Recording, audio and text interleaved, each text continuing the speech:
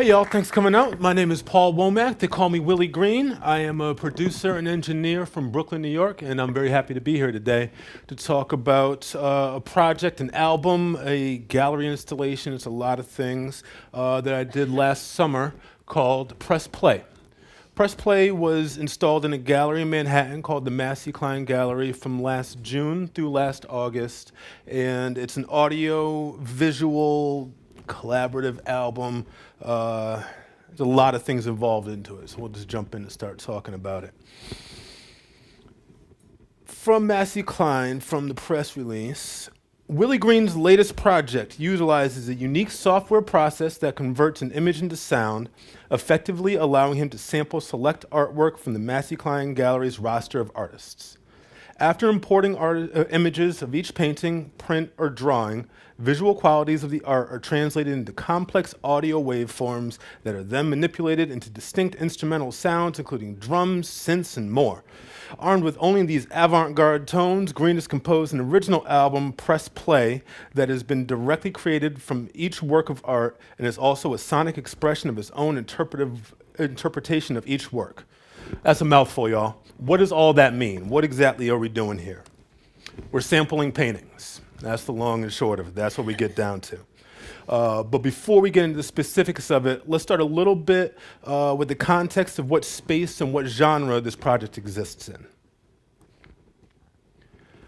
Art rap is the continuation of the lofty concepts embodied by Jean-Michel Basquiat, K-Rob, and Ramos Z back in '83. Hip-hop as high art.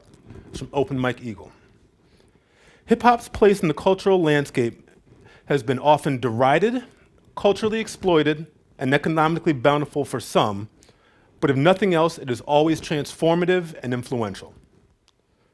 The term high art has always been a bit of a challenge for me, right? As it comes from the elite to describe and elevate their own tastes while minimizing others. Like that inherently, if I just tell you everything I do is better than what you do, that's not a balanced, unbiased opinion. But hip hop has always been an anti-establishment art form from its roots. So basically, we give a big middle finger to that elitist concept. To sum it up, art rap is avant-garde rap music that is antithetical to terrestrial radio station playlists.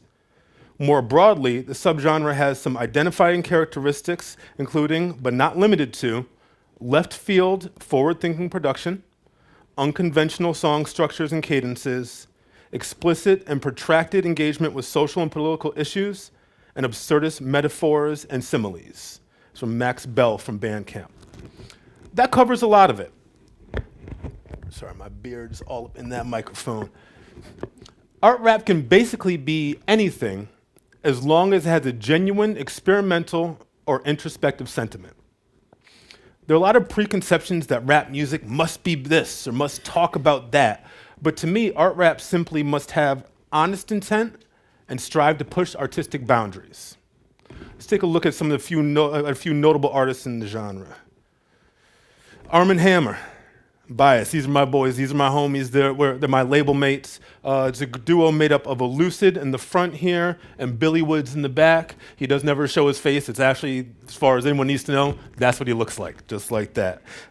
They are out of Brooklyn, New York, and on a label called Backwoods Studios, which I'm the in-house producer, engineer. We make weird, grimy, politically charged, impactful music, and they do a great job with it.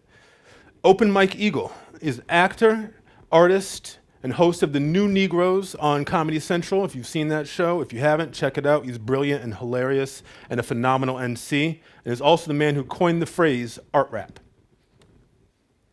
Kenny Siegel is a producer out of LA, produces for Arm & Hammer, produces for Open Mike Eagle. Obviously, we have a community here. He also produces for Milo and Bus Driver, various others. Brilliant, brilliant producer.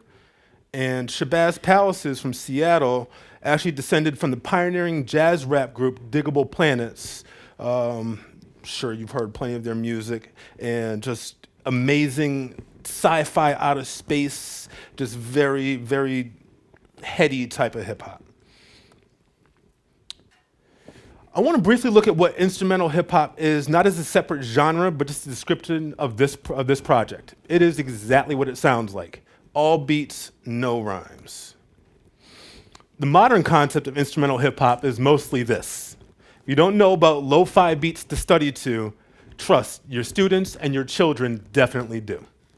Lo-fi has become its own subgenre now, and instrumental tracks in this style have become background music for doing stuff around the house.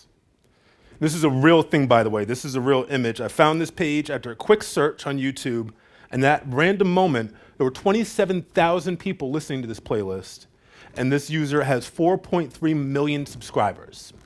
That's a lot. That's a whole lot. This is a real thing. But instrumental hip-hop isn't always relegated to Muzak background status. There are many albums full of compositional intent and experimental techniques, including seminal works like DJ Shadow's Introducing and J Dilla's Donuts. So that's the rap side. What about the art side? About 13 years ago, I moved to New York City, and I did two things right away. First, I tried to meet rappers and try to make rap songs and make my way in the big city, right? The second thing I did is I started dating my neighbor, who was now my wife, the art historian and antique silver expert. If there's one piece of relationship advice I can give you, it's learn to love your partner's interests. If you can enjoy what your partner does, life is generally a lot more agreeable. So I spent a lot of time in museums and period homes and art galleries, but I found a lot of inspiration in these different places. These are not places you would think of as a bastion of hip hop, right? But I think it's important for artists to explore other disciplines. It gives a different perspective on your own work and can spark ideas in unique ways. I've become a huge fan of the Hudson River School style of landscape paintings. I have an epic style of beat making, very elaborate, very grandiose, and these paintings kind of look the way that my music sounds to me. Like these works by Albert Bierstadt and other artists such as Thomas Cole and Friedrich Edwin Church. This style began in the 1820s and was influenced by Romanticism, realism, and the beauty of a largely undeveloped but rapidly expanding America.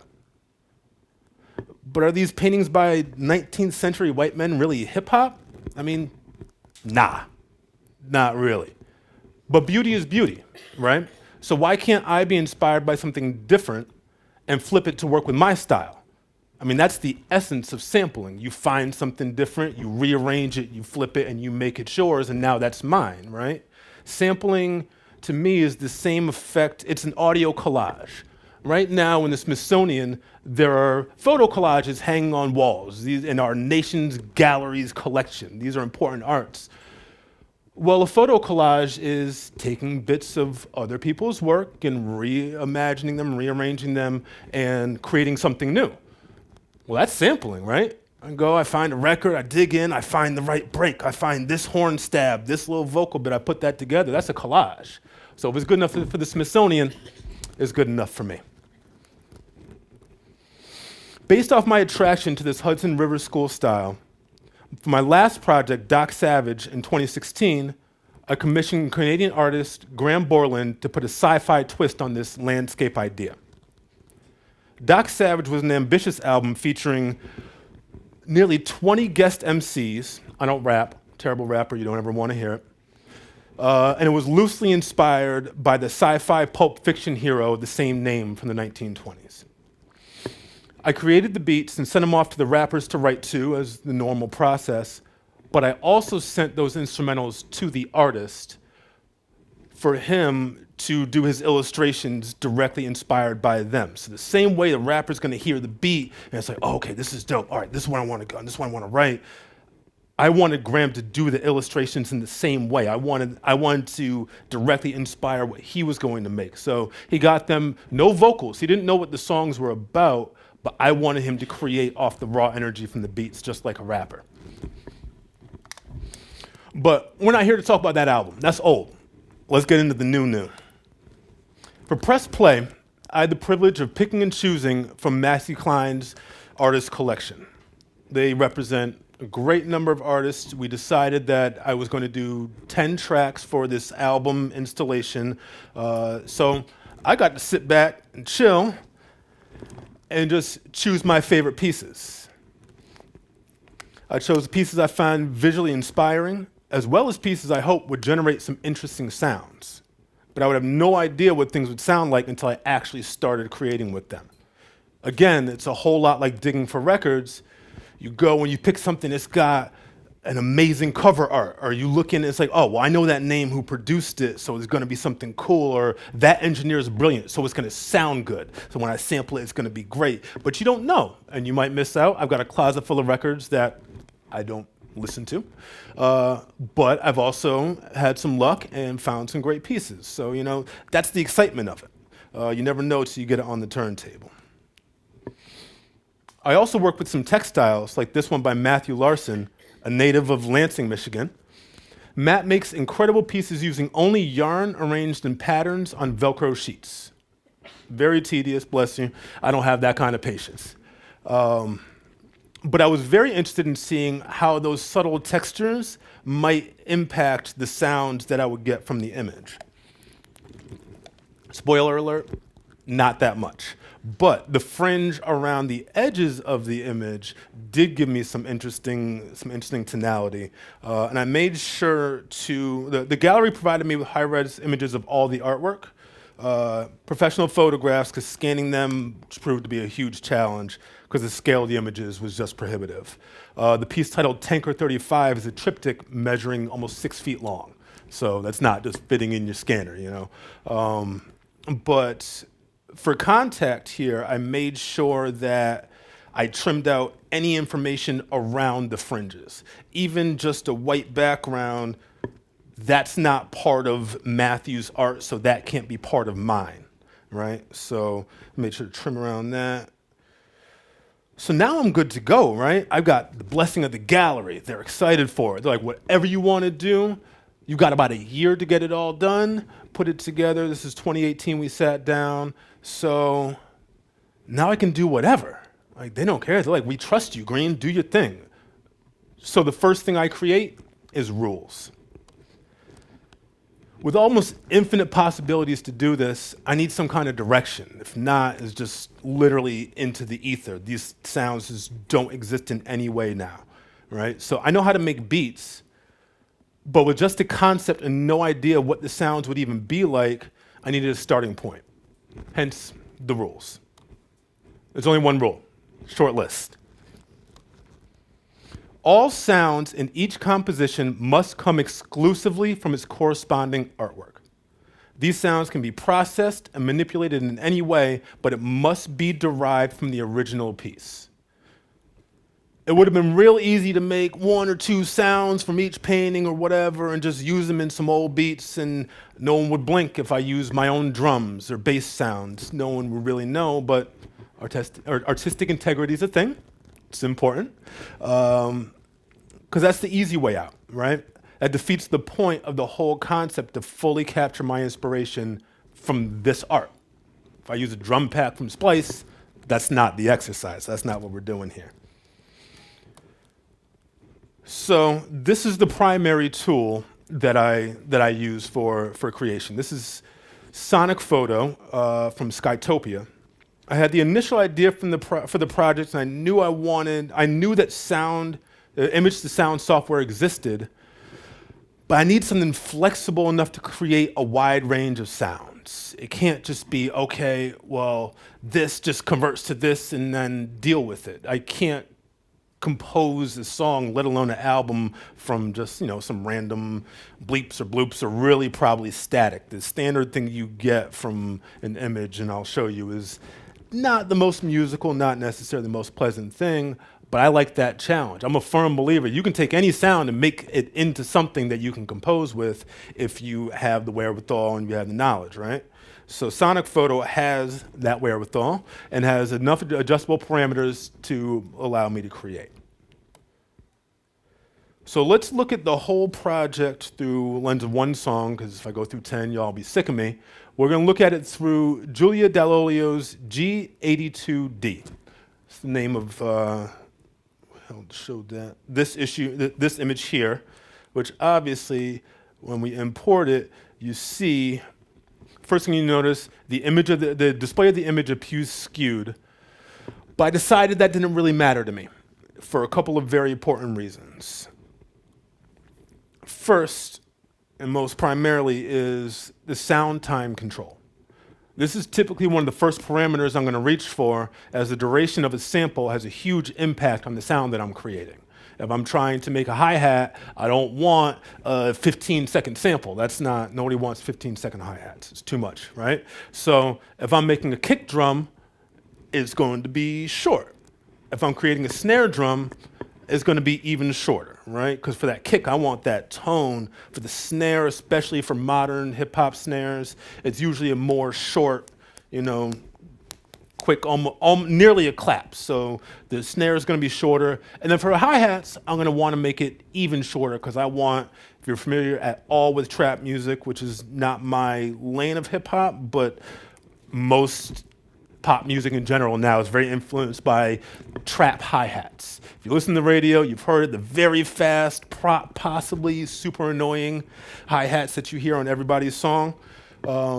That's a standard of modern hip-hop production, and there's a little bit in that here, but you don't want a very long, washy hi-hat to do that because you're already playing it in 30-second notes that just dominates your entire song, right? So the hats are going to be even shorter than the snares. But on the other side of the spectrum, if I want, a keyboard type sample, or if I want, something along those lines, that needs to be longer, okay? And then if I want a pad, that needs to be even longer than that. And it's important because the pad will incorporate the movement created by the shapes in the painting, right? As it's stretched out, you get a chance to live with that part of the sound a little bit more. The sound time controls how quickly the image is scanned from left to right. And since that's so easily changed, the width of the image doesn't really matter because it's all relative. I don't need it to be 15 seconds worth long if I'm just making hi-hats. I need to be able to adjust that. So for that reason, that doesn't matter that much to me. Second, and this goes back to my rule that I stated, once a painting has been chosen, any and all processing is fair game. So if the process of creating the sound requires the skewing of the display, and it happens to all the images, then I'm all right with it, right? That's global, that's gonna be universal, that's just part of the process to getting to the album, right? When you build a house, you got wood, but you drill that wood, you saw that wood, the material, you're manipulating the drywall, all in order to create with it. And that is just a need of what the technique requires. So that's what I'm working with here. So the images are analyzed reading frequency on the vertical axis and time on the horizontal. The intensity of color is going to affect the level, and shapes create sounds. So the semicircle on the right here, it sounds like a clap with a sharp transient, really the hard left edge, that leading edge, and then the fading right side. So as it's scanned from left to right, when it hits that edge, and then it quickly fades depending on how fast your time control is. So this is an example of my snare drum for GD82. I named all the songs after their original paintings. I wanted to honor the original artists in that way. But when you have a song title, if you have a painting titled G82, you got to get a little bit creative so people can talk about your songs. But this is an example of the snare. So this is what the snare looks like in painting form. It's a pretty short fade in. I don't know if you can see. So our fade in and fade out values are here. And I want a pretty short fade in, but not all the way, because I want to avoid any clicking or clipping at the beginning of that. I just want a little bit of a ramp up, and then I want that smack that my snare is going to give me. And then as you see, the white the greater intensity, that's my snare sound basically, and then it starts to dissipate. So that's kind of my speed. What's my speed on this? Oh yeah, 0.09 seconds on the sine time. So it's going to come and go pretty quick, but that's that short snare that we were discussing. That's what I want from that. The stereo field is pretty narrow. It's over here, 37. That's something I'm probably going to adjust in my DAW once I get in there and really start creating. But I want to get my sample sources as close to sounding like something from when I begin with. That way, when I'm writing, it's easier. It sounds like music and not noisy and static, right? Obviously, this image looks a bit different than this. After importing it, and you'll see here at the top, I've rotated it 90 degrees. I flipped it on its y-axis because it just kind of sounded better to me that way.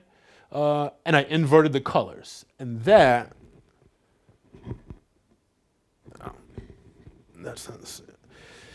that allows me to get that white there instead of what would have been black. That is going to give me the tone of my snare drum.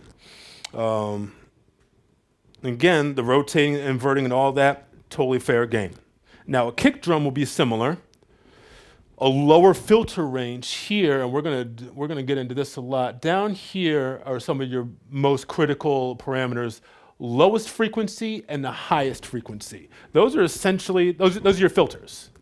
Now, it's important to remember we're just taking an image and digitally synthesizing something, so it's going to create the full spectrum from 0 hertz up until whatever. I think the upper limit might be 22K.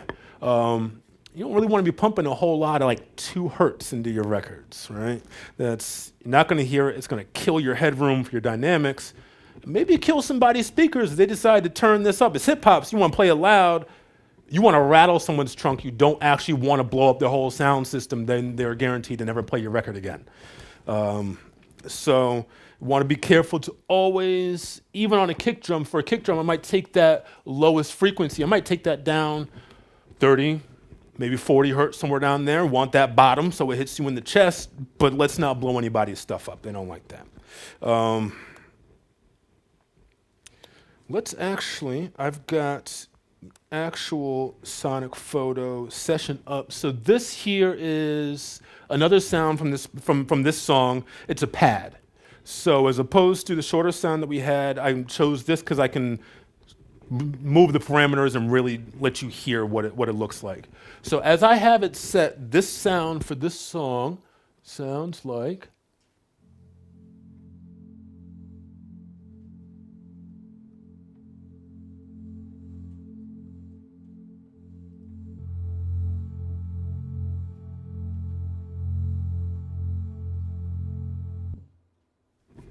Okay, sounds musical, sounds like a thing, that's something to work with, but that is the result of what I did. If we go to factory settings, I can get back to that. So this is, as we saw, as on import. Sound time is set at 3 seconds, it's average length or whatever, but already I'm keeping an eye on my lowest frequency. That 40 hertz in a synth pad, that's a lot of low, knowing, okay, well, I'm gonna write this, but I'm gonna have a couple different kick drums going on. I'm gonna have a bass sound. I really don't need 40 hertz in this particular sound. I can, of course, filter that when I'm mixing and when I'm composing, but again, get stuff right early on and it will only sound more right later on. So I would come through, I would bring up the lowest frequency. For that, I'll bring down the highest frequency. We'll go back to those settings. I'm gonna play this. Before I play it, I'm just gonna, again, as to not blow up people's speakers, let's just raise that up a little bit because I don't know what it's gonna do. So this is out of the box what this just sounds like.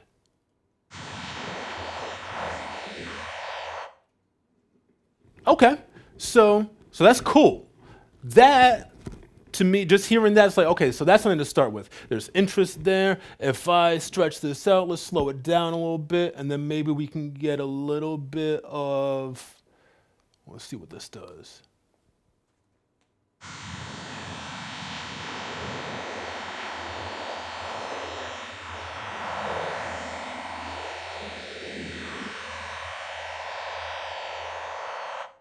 So you hear it's a lot more of the higher frequencies, and not because I'm adjusted that slider, but as the whole bottom down here is black, there's not a lot of information down there, so there's not low end in this particular piece in that way. But if I rotate it,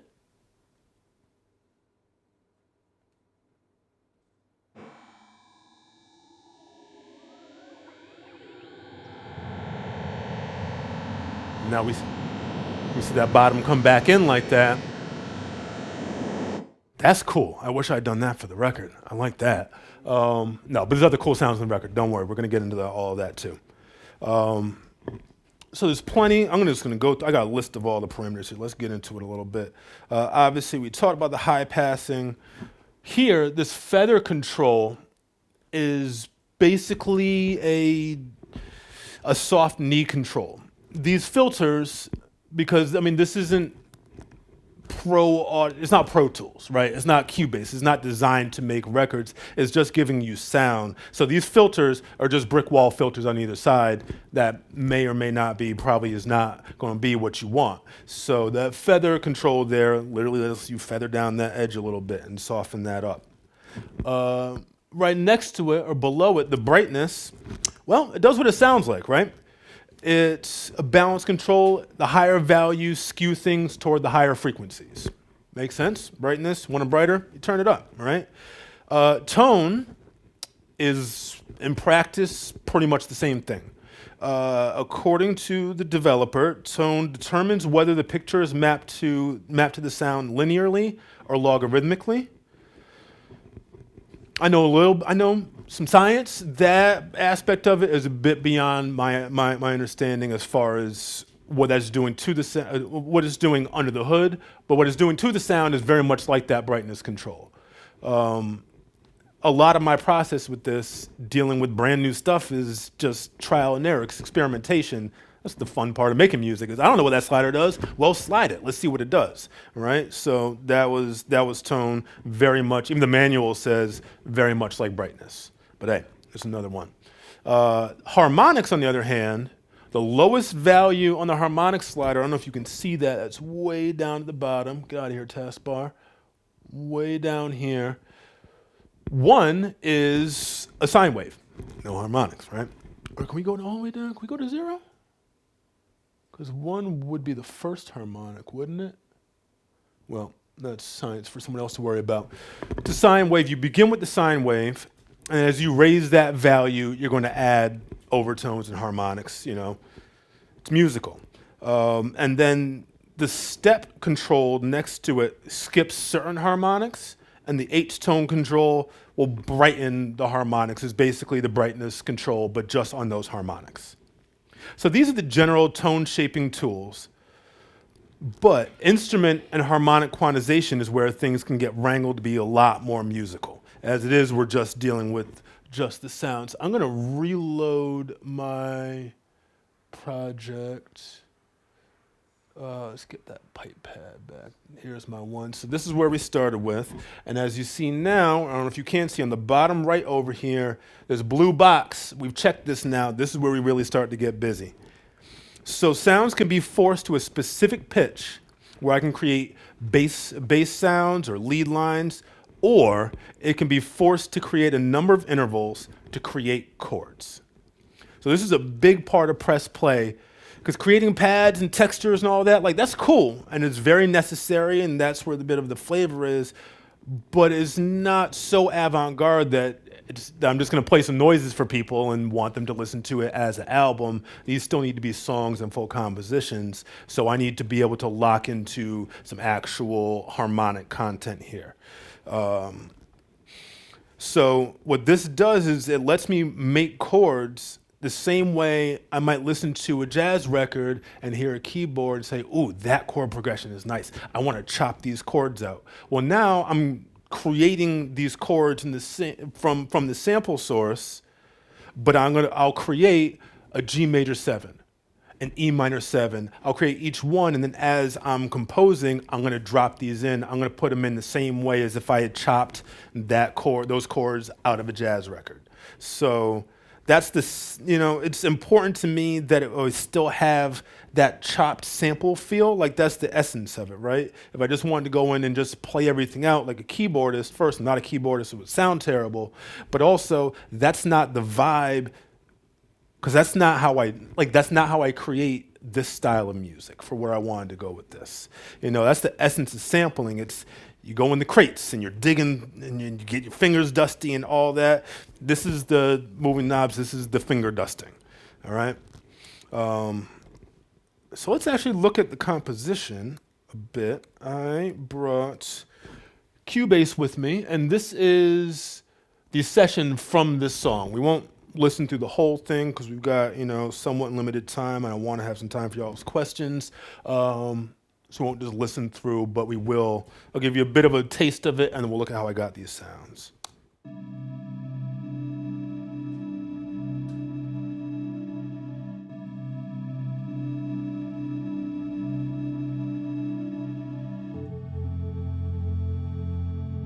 So that sound that came in, that's the one that we just heard right there.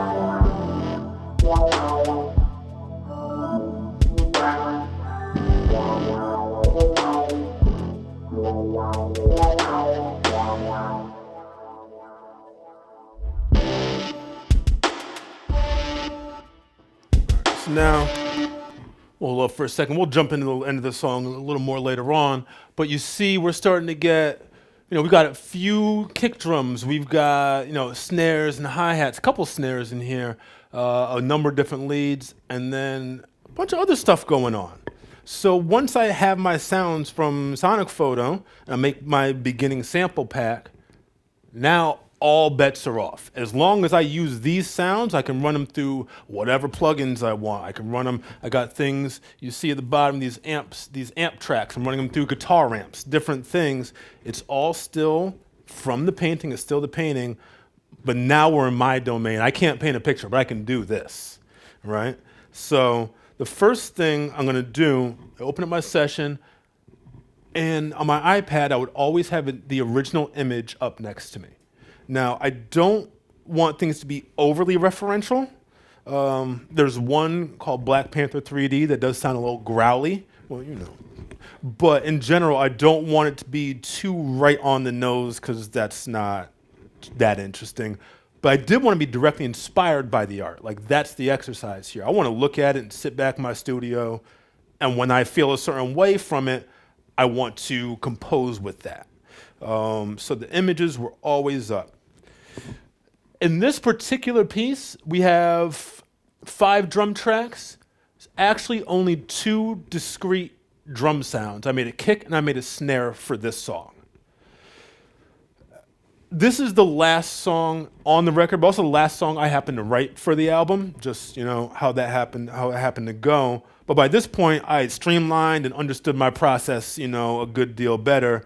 And I realized the process for creating a snare drum is very much the same as creating a hi-hat, even more than the kick, where the snare, especially this snare, because this has some verb on it, like it's pretty short, like we saw in the example. So for the hi-hats, I'm probably just gonna filter them more, pitch them differently, and so I just did that instead of creating, the 9th hi-hat track of the album or whatever. So if I can,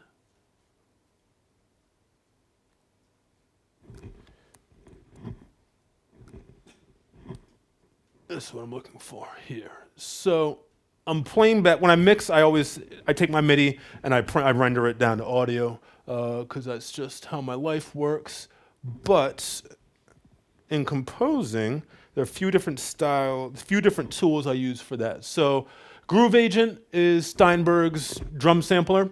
Works how you imagine. You assign a sample to the pad, you hit the pad, it plays the drum, make beats, fame and fortune. This is standard stuff here. So I've got my kick and my snare, but I've got all these different sounds. What am I doing? So this one here, this is the kick, like you expect to hear a kick.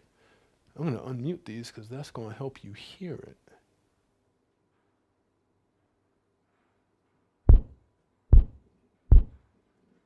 It's a kick drum. Sounds like it, right? This kick here, same sample, so that's going to be a different deal. I wanted something, more like an 808. This is obviously very much not like a traditional 808 that you would hear, but I wanted my punchy kick, and I wanted that big bottom kick. So when I want to accentuate something, I throw that on, and it's boom. So I want that, but I know myself, whenever that hits, the punchy kick is probably going to also hit. So I don't need to add that attack to the bottom one. I know we already have that, but let's get that low rumble that's going to blend with it nicely. The snare sounds snary, sounds right. So this is going to come in at the end of the song. You'll hear, I have a history. I've been playing drums since I was 10 years old. I have a history of marching band and drum line. A lot of my music, you hear a lot of that kind of drum, that marching type of vibe in there. So building through this song where I wanted to move, I was like, okay, well, let's bring in like this snare drum roll type thing. So that's going to be utilized toward the end of the song. But as I was saying, these hi-hats, we know that's pretty similar, right? Pitched all the way up, so it's pitched 12 semitones up, and then on my track, let's see what I'm doing on my filters. Oh yeah, and I'm filtering all the way up, what's that?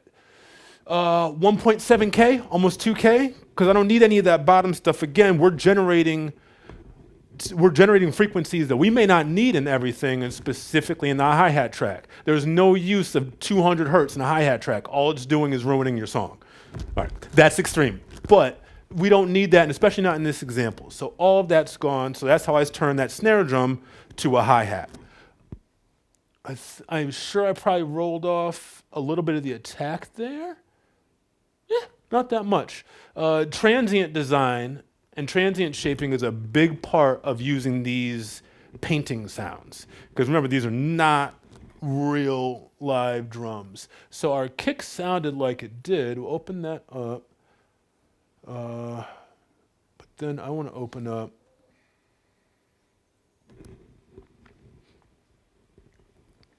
Come on, there we go.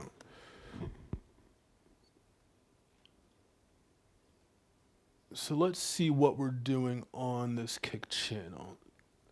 So bold EQ moves. I rolled off the bottom. It's still rolling off a little bit more because I just don't trust that. I don't trust sounds I can't hear. And obviously a big boost down at 50 hertz. Like it's a kick drum. We bypass this EQ and then hit that. Sorry, it's hard to look backwards and use a mouse pad. That's not as inspiring a kick. That's not rattling anybody's trunk. That's not what we're here for. So, big, bold boost down at 50 hertz, not something I would usually do. And then we're cutting out up at 2K because I didn't want too much of that smacky type sound. It's not a metal song. I don't need that much of the beater smack. This is, it's a hip hop song, so I need that to bang down there. And not up at the top. So, and then we got that. We've got some compression going on, some more compression going on. So I'm trying not to be precious about effects and how I'm processing things. And it's really just about, all right, make it sound right. there's no right or wrong way to do these. It's not an acoustic guitar where you can butcher it. This is just the sounds that I have, and I made them. So whatever I have to do to get them to where I need to, that's what it's going to be. Early on, I would just create a sample pack all at the beginning and then use those sounds and do a lot of manipulation. Eventually, I smartened up, and I was like, hey, why don't I just leave Sonic Photo open as I'm writing? Oh, you need another sound? Just make the other sound, drop it in here instead of forcing myself into this weird rubric that I need to do because there's only the one rule. So I went through and song, like it sounded all right, we're doing it, but it really didn't have too much melodic direction. So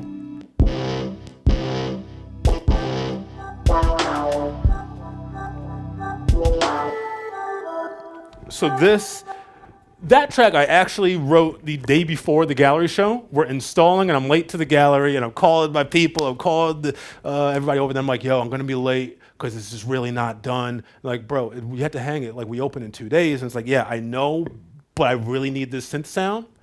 And the whole thing it's just not gonna happen without the synth sound. Whether I actually needed it or not, I just knew that I needed something. I needed some kind of melodic directive there because instrumental hip hop is not just, okay, well, here's your loop and here's a sample and you just listen to a 2-bar loop for 6 minutes. That's not interesting. We need, it's composition. We need melodies, we need harmonies, we need actual, song form. It's all actually really part of it. So last minute, because I'm neurotic and really annoying to people in this exact stance, I was like, we got to go back. I need the extra synth sound.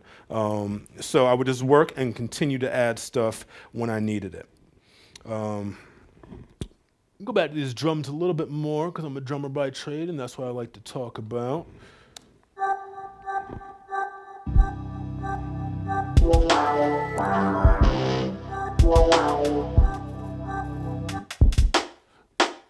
So on my drum bus, and now you can hear, that's how short that snare drum really is. I like reverb, you gotta let it splash, right? So that's how short that snare is.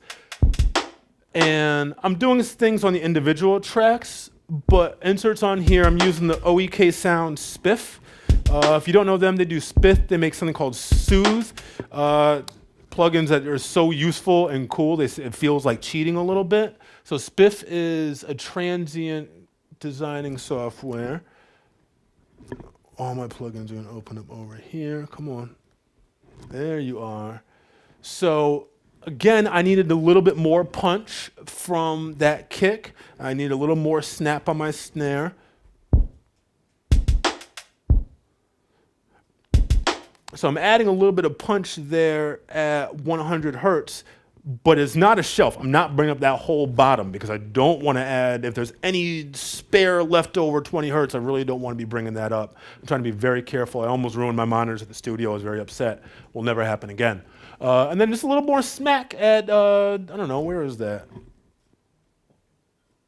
I bet it's 2K where I notched, 2.6. Okay, so I notched out at 1, but we brought it back here. This is transient. So this is, I want this to hit. And then I use some hardware. I have a hybrid setup, so I've got a DBX 128. It's like a weird, funky 70 dynamics processor. That I like weird, funky 70s gear, so I got it, and it's got a sound, but it really it makes it thump. So again, this is about getting those drums knocking. That's my thing. That's what I do is the drums. We looked at some of the bold EQ moves. I don't know how bold I got on other things. Let's see. But let's look at these pipes for a second. So I showed you that pipe pad. That's what we started looking at. I got a couple other pipe pads.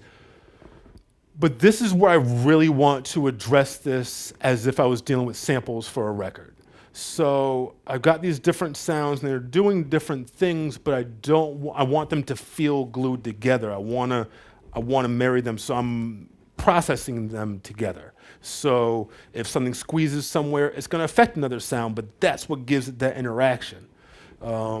So going to this pipes track, we have pipe pad 2, pipe pad 1. These seems like what should go there, right? Now my leads are not there because they're doing different things, but These are the general bass sounds. This is what's flowing under the whole thing. What am I doing to them is the real question. So the first thing I'm doing, I've got this Nova 67. There's I like weird Russian plugins. This is guy Vlad G somewhere out there making weird stuff that sounds cool. I'm into that. So this looks very extreme. It's not as extreme as it looks. So we're just tucking down. It's an active EQ, similar to like what the Fab Filter Pro Q3 is gonna do. And it's just tucking down there. 200 hertz, we know things are gonna build up. And I've got a bass line in here, I've got a couple kicks. We gotta make sure that our low end is clean. Hip hop is not just about a lot of bass, it's about good, clear, defined bass. When you have that, then you can turn it up and make things bang. But if everything is just mud and muck down there because you think, oh, well, it's hip hop, low, and you just crank up all the lows and you're done, like that's not it. That's just a mess, right? That's not gonna bang. So I'm controlling all of these. So right there at 200 hertz, where you know things start to get a little bit muddy, and then down there under 100, when these build up, especially if they build up together, we gotta control that because my bass sound is gonna live right in there. Let's bring in the bass and see what that does.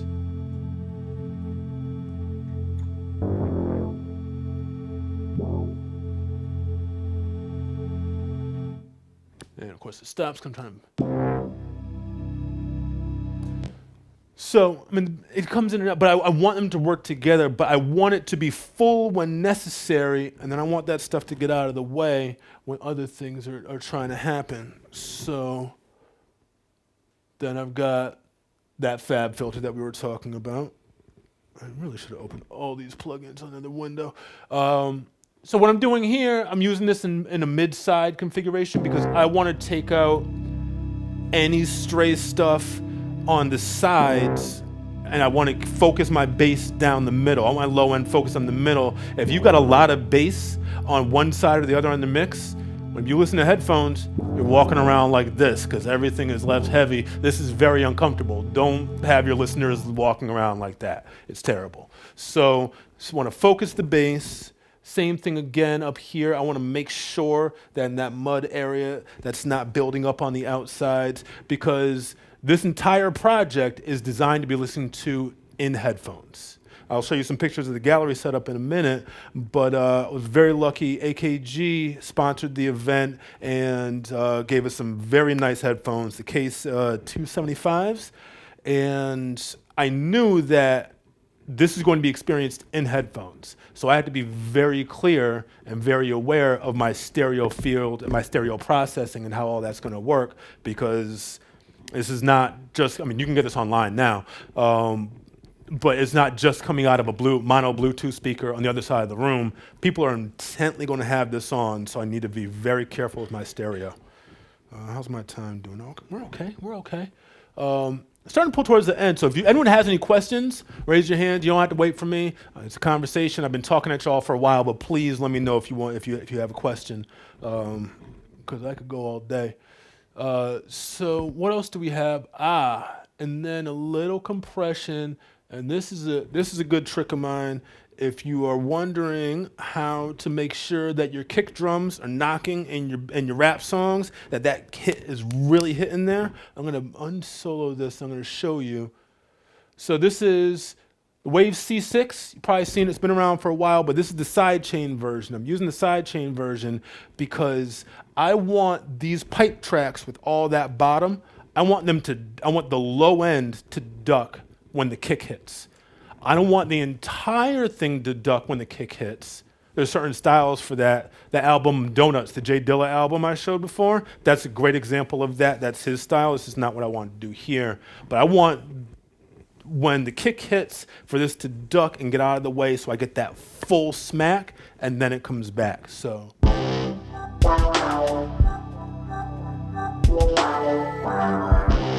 So our low band here is set to external sidechain, and it's only going to duck when the kick hits. And then I'm setting the release time to come back smoothly but right away, so we're not losing the low end. Can't ever do that. It's rap music, right? You got to have the bottom. But again, it's about clarity, so I'm just going to move that pad out of the way just a little bit for the kick and then come back. Kick again, come back. So we look. We look like that. That is a great use for all kinds of stuff. You know, people think of broadband ducking, but multiband ducking for this kind of thing is a great tool for that. So all that's together. Let's talk a little bit about these amp tracks that I'm going on. So I consider myself a distortionist. If I can grime something or trash something or basically screw something up in a pleasing audio way, I'm going to do it until the client tells me no, and I'll dial it back a little bit. But that's a lot of my sound, as I like things grimy. I talk about, if you ever see me talk, it's about the scrunch face. If you're not scrunching up your face when you hear the records, I didn't do my job. You got to have a mean face, like something smells funny. That's how I know that you're really feeling the records, right? Or at least that's how I look when I do it. So the sounds were cool. Sounds are very pretty. Sounds are too pretty, right? Like this is a nice melodic down tempo type joint. Yeah, it's pretty. There's more aggressive ones on the album, but we still got to have a little bit of that scrunchosity. So I took a lot of these sounds and I ran them through an amp. In the back of my studio, I've got an amp isolation booth that just sits back there with a pretty crappy guitar amp in it, and I run everything except for guitars through it. For guitars, I want to use something nice, but for this, everything else, drums, vocals, pads, or these synth sounds. So let me see. Let's get to somewhere where these things are really going.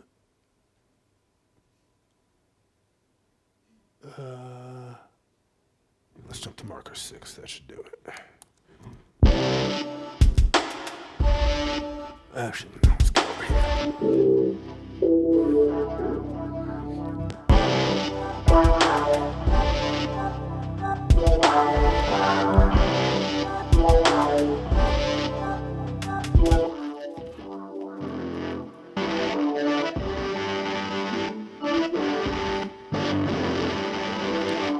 So, lots of stuff in there. I believe, you know, I've got everything discrete if I want it discrete, but if I want to screw something up, let's gum up the works, right? So I would just send a few things at a time to the amp. And then it's like, okay, well, I like that, but I want more. So I'll send those things out there again, but I'm going to change the amp settings. And then I'm going to pan them out wide. So now, one of my favorite things is this dual mono distortion. Same signal, slightly different distortions on each side. It's going to give you a feel of a much wider stereo field. It's also going to collapse to mono very well. So you can get that wide, you can get that width without the weird phasing tricks. They're going to have it all collapse and disappear if it's played in a club that's in mono. So use that one, write that one down. The dual mono distortion is one of my favorites. So I would just adjust the knobs a little bit and we wind up with that. And then this is actually my favorite thing on the album that no one will ever realize. I have this amp box in the back of my studio. I built it myself. I'm not a carpenter. It's good, but it is not completely silent. So I'm working and I'm listening to my small speakers. I'm like, man, all I'm hearing is this amp in this box in the back of my room, but that sounds dope. I want that. So the last thing, actually, even before I went back and put that other sound in there, I plugged in a mic and held it to the outside of that amp box, and the entire album. So that's just a handheld mic like this at the back of that. Try not to move so I don't mess up my sound. And so we fade out on that. So again, that's still derived from the painting. That's still fair game, but we are many steps down now. We went from the painting to morphing and rotating the painting to then putting it into Cubase and EQing and compressing and then running it through guitar amps and then holding the mic on. Like, this is a long way to get what is essentially 10 seconds of soloed time at the end of the record. But I love that 10 seconds, so that's worth it, right? My time is, I'm long-winded, so I appreciate y'all rocking with me. I want to keep moving because I want to show you a bit of, and here, do we? Here, let's just,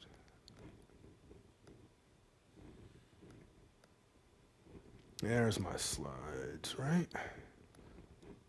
Yeah, all right, so welcome to Massey Klein Gallery. It's located on Forsyth Street in Manhattan.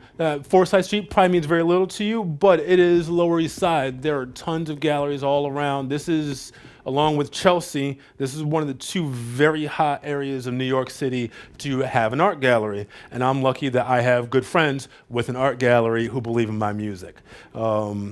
So this is the front room. There are 3 spaces, and this front room is the first half of the album, basically. I didn't really consider it when I was choosing the paintings I wanted to work with, because I don't think in that way, but I happened to choose a collection of paintings and textiles that actually work pretty well together as a gallery show. You can't just throw some paintings up on the wall and call it a gallery and call it a day. It doesn't make any sense. So these need to make sense. So the paintings are arranged in track order. The front left here, that is track 1, and it goes around the room. Tracks 1 through 5 are here in the front room. It's the side here. And then in the back room, we have tracks 6 through 10. So here you can see our setup with the AKG headphones and just little small media players. You'd be surprised how difficult it is to find a small media player that's not in somebody's phone in 2019. I searched the entire city of New York, and I bought out every last one of these little players from every Best Buy in the city, and literally I got there and like, what are you doing with these? They couldn't fathom why I wanted something that wasn't in a phone. So, I mean, relatively fair question. This is a very specific use, but I mean, that's the way that it is. This is the Tanker 35 painting that I mentioned. It's a triptych, so that's 3 sections of a painting. Trip, makes sense. And yes, that is about 6 feet long. So again, it's not fitting in anybody's scanner. And so here's a good shot of the GD82, or G82D as Julia calls it, but that made slightly less sense to me than GD82. But paired with the AKG headphones. So you would go and you would stand here and you stare at the painting, and so you look at it. And you look at it and you listen and you hear my interpretation. It's actually a pretty interesting thing knowing the exact playback system that the music is going to be heard on and mixing for that. 'Cause I can sit there, mix in these headphones and know, okay, this is how everyone is going to hear this who comes into the gallery to hear it. So in some ways that's freeing, because it's like, okay, whatever I do, I know it's going to translate. Oh, wait, everything's got to be right, because they're going to hear it exactly like this and know, okay, well, if this doesn't sound right, he screwed it up. So take it how you will. Sound right is all very relative, but I think it sounds right.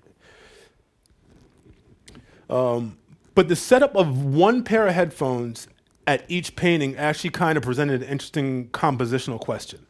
How long do I actually make the songs? Or really, how long do I want people to stand still in front of the art? 2 to 3 minutes is really not that long for a song. When those songs are getting shorter and shorter again, it's feeling like the 50s a little bit. Like a doo-wop jam would be like 1:40. We're approaching that again. That's a different talk. But for looking at a painting, 3 minutes is a very long time. We're not going to sit here and count out 3 minutes. It's a waste of 3 minutes. But if you go to a gallery or museum and you look at a painting, you'll check it out. Okay, that's nice. Oh, the shading is lovely back there. Oh, that's great. Oh, man, the depth of field. Okay, what's next? That's 10 seconds. That's not even the intro to my song, right? So it's a very interesting thing to have people have to sit there and stare at a painting for 3 minutes. I talked to a few of the artists about this, and they loved the idea. They were like, oh, you mean people are going to actually give my art a real long stare, a real long look and dig into it? Yeah, man, make them sit. No, we're not going to do 6 minutes. We're not going crazy. But it changes the experience, now not of my music, but of the visual art. Because I do want it to be, I want it to work both ways, where it's not just them impacting me and what I create, but now I'm impacting how people are receiving their art, impacting how a stranger will receive another stranger's art is a pretty wild thing. That's pretty cool. So that was a unique part of this. All right, it's just about my time. So if anyone has any questions, let's please do that. Or yeah, right over here. I think we got a microphone coming to you, so just hold on. Thank you. I just want to know, within this process, did you think about how it might work the opposite direction? Like, would you want to make an album where you were specifically trying to make beats that could make beautiful paintings? Oh, so you've been reading my notes, huh? No. You're trying to. So you already know what the next idea is. No, the next idea isn't exactly that. I considered that. That's a whole other thing. I'm not a visual artist, and so I'd be very unsure to be like, okay, and I made this. It would be interesting scientifically to see what the flip side of this would spit back out and how that compared to the original. These are also fine artists, and I'm not gonna make some like weird squiggles and hang them on the wall next to it and be like, yeah, and I made this. Like, that's a great way to embarrass myself. Like, I made this part. This part I know how to do. Let's stick with that. But I did actually talk to the gallery about that. And we all thought it was an interesting concept, but also within the time frame, we figured maybe that's the next one. Or maybe that's the remix album. All right? Maybe there's a way to incorporate that, you know? Anybody else? I'm long-winded, so I probably covered a lot of stuff. Oh, over, yes. So like now when you look at art, do you hear sounds? So the question was, now when I look at art, do I hear sounds? Yes, very much so, and differently from before. So before, I would have this feeling of, oh, okay, this is inspiring me. I gotta go and I gotta create something. Or I would bring my iPad to a museum and sit and make beats while staring at paintings. But now it's like, well, I know what that painting sounds like. That's an exciting idea. Ooh, that looks like it sounds real good. I want that one. That's an exciting way to interpret art. That's very cool. All right. Well, I think that's about my time. I just want to say thank you, of course, to the Massey Klein Gallery for giving me the opportunity to do this, to AKG for giving me the opportunity for people to hear what I did. And of course, University of Michigan and the Duderstadt Center for inviting me here and having me here to talk to y'all. Our featured artists, I want to make sure that I show them respect. I did what I did, but literally what I did does not exist in this world without their art, without their talent. So Laura Salad, Matthew Larson, Julia Dall'Olio, Michael Holman, Martine Joanna, Garrett Klein, Wouter Nijland, and Stefan Joannis. If I butchered any of y'all's names, my bad. And thank you. Thank you very much. That's my time.